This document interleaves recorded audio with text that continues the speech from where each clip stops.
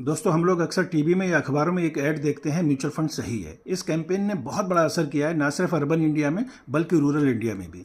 बहुत खुशी होती है ये देखकर कि लोगों को म्यूचुअल फंड के बारे में अवेयरनेस बढ़ रही है और वो अपने फाइनेंशियल गोल्स को अचीव करने के लिए म्यूचुअल फंड्स में इन्वेस्टमेंट कर रहे हैं।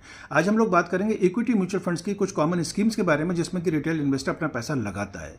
जैसा सब लोग जानते हैं, हर म्यूचुअल फंड स्कीम का एक पर्टिकुलर इन्वेस्टमेंट ऑब्जेक्टिव होता है। इस वीडियो को बनाने का पर्पज यह है कि आपका इन्वेस्टमेंट ऑब्जेक्टिव और आपकी म्यूचुअल फंड स्कीम का इन्वेस्टमेंट ऑब्जेक्टिव आपस में अलाइन हो, सो दैट आपके बेनिफिट्स मैक्सिमाइज हो सकें।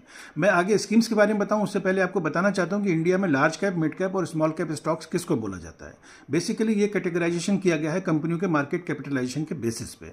तो हिंदुस्तान में जो टॉप 100 कंपनियां हैं मार्केट कैपिटलाइजेशन में, हम उनको लार्ज कैप स्टॉक बोलते हैं। और उसके बाद 101 से 250 तक जो कंपनियां हैं, हम उनको मिड कैप स्टॉक्स बोलते हैं। और 251 और नीचे की जो कंपनियां हैं, उन सबको हम स्मॉल कैप स्टॉक्स बोलते हैं। अब आइए म्यूचुअल फंड की स्कीम के बारे में बात करते हैं। तो पहली स्कीम है लार्ज कैप फंड। जैसा इसका नाम है, ये लार्ज कैप में इन्वेस्टमेंट करती है। कंडीशन ये है कि इसका टोटल एसेट्स का कम से कम 80% इन्वेस्टमेंट लार्ज कैप में होना चाहिए। बाकी 20% फंड मैनेजर अपने हिसाब से कर सकता है। अगली है मिड कैप फंड। जैसा इसका नाम है, मिड कैप में इन्वेस्टमेंट करती है। कंडीशन ये कि 65% पैसा मिनिमम इसका मिड कैप में इन्वेस्टमेंट होना चाहिए। अगली स्कीम है दोस्तों स्मॉल कैप फंड। मैं कंपनी का नाम नहीं बता रहा हूँ, ये स्कीम का नाम बता रहा हूँ, type of scheme small cap fund. जैसा इसका नाम है, स्मॉल कैप में इन्वेस्टमेंट करेगी ये स्कीम।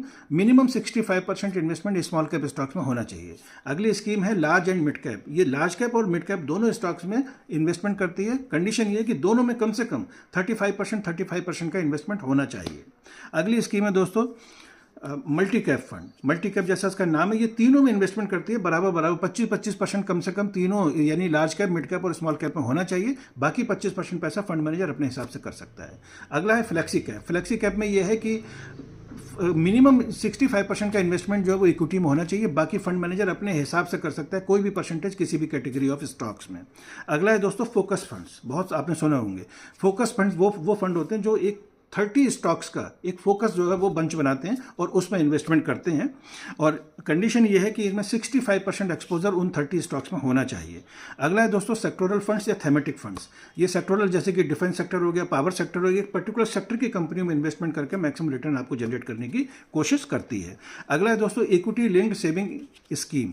ये आपको जो है वो इनकम टैक्स में भी रिबेट देती है 1.5 लाख रुपए तक। इनका लॉक इन पीरियड होता है आपका 3 साल। ये ध्यान रखिएगा। तो ये मेजरली वो कैटेगरीज हैं जो कि इक्विटी म्यूचुअल फंड्स में चलती हैं। इसका पर्पस मैं फिर रिपीट कर रहा हूं, ये है कि आपके पास बेहतर इंफॉर्मेशन हो, बेहतर अंडरस्टैंडिंग हो, सो दैट आपका जो इन्वेस्टमेंट ऑब्जेक्टिव है वो इससे मैच करे। Happy investing. जय हिंद।